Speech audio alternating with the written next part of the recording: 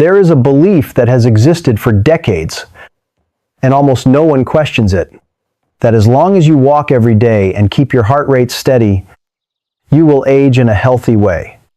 But modern science is showing that this picture is not wrong. It is simply missing a critical piece. After the age of 60, your body no longer responds to exercise in the same way it once did. What used to be enough to maintain health in your 40s and 50s is no longer sufficient to protect you from biological decline. And the most dangerous part is that this decline happens slowly, almost invisibly, every time you choose the treadmill over weights, every time you walk instead of lifting something heavy. You are ignoring a biological signal your body truly needs, not to burn calories, but to maintain a higher quality of life in your later years. This is not about exercise preference. It is about biology. Part 2. What aging scientists have known for years. For many years, researchers at major institutions like Harvard and aging research centers have focused on one central question: what truly determines how humans age, not chronological age, but the actual rate of physical decline. The conclusion they have reached does not lie in cardiovascular fitness, nor in maximal oxygen uptake, but in a factor that is often overlooked.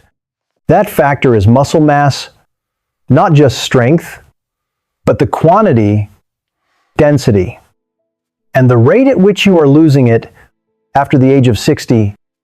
Muscle is no longer a matter of aesthetics.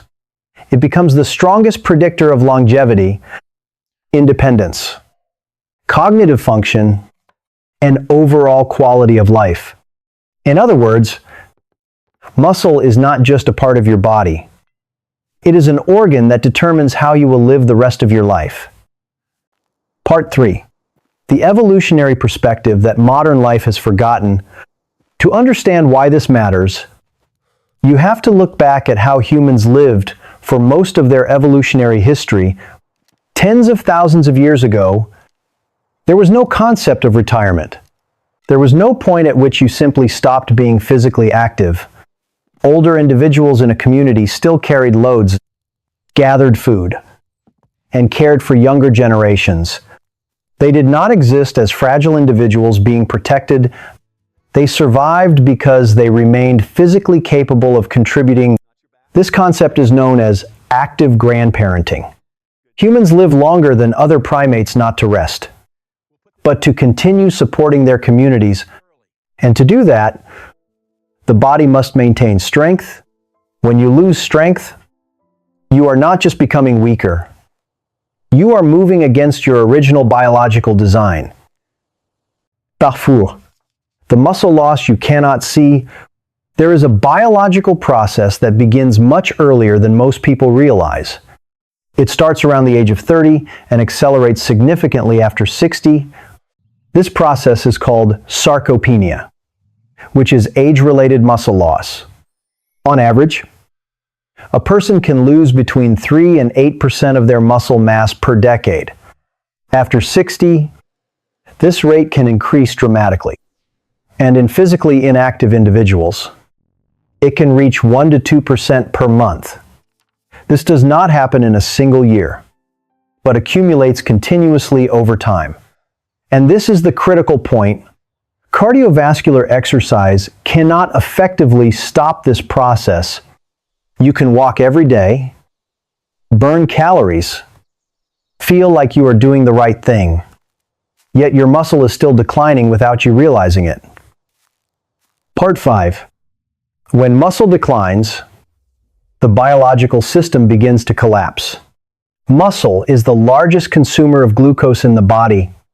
When you have more muscle, your body handles blood sugar more efficiently. Insulin sensitivity remains high, and the risk of diabetes decreases.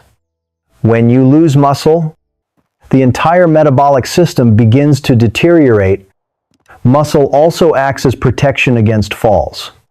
When reaction time slows and leg strength decreases, a small slip can turn into a serious fall.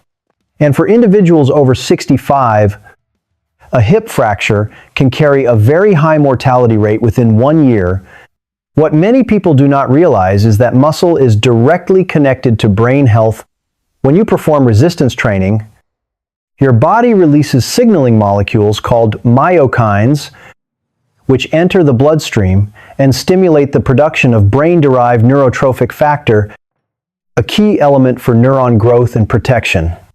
In other words, every time you lift weights, you are not just training your body, you are protecting your brain, hormones, bones. And what cardio cannot replace? After the age of 60, hormonal changes become significant. Testosterone declines in men, estrogen declines in women, and growth hormone levels decrease.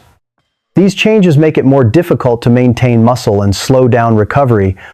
Cardiovascular exercise does not create a strong enough signal to alter this hormonal environment.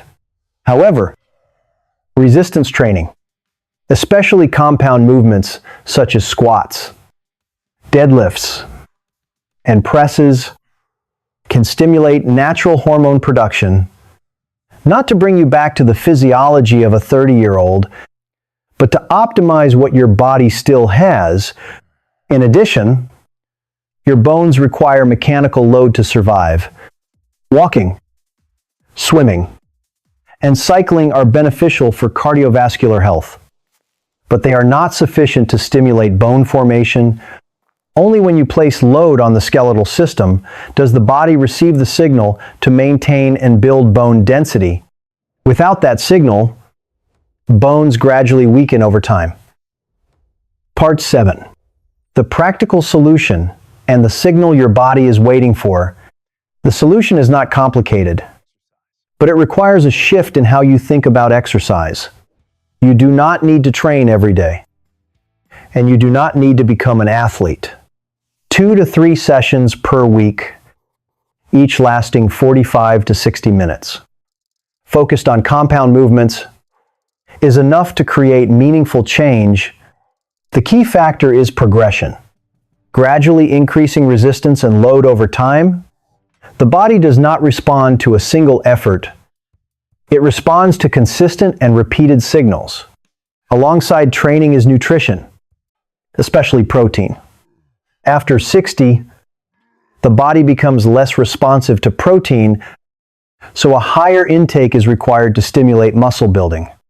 Not the minimum needed to survive, but enough to maintain and grow. In the end, the core message is not about eliminating cardiovascular exercise. You should still walk and remain active. But if you ignore strength training, you are ignoring the most important signal your body needs to continue investing in itself. The question is not whether you exercise or not.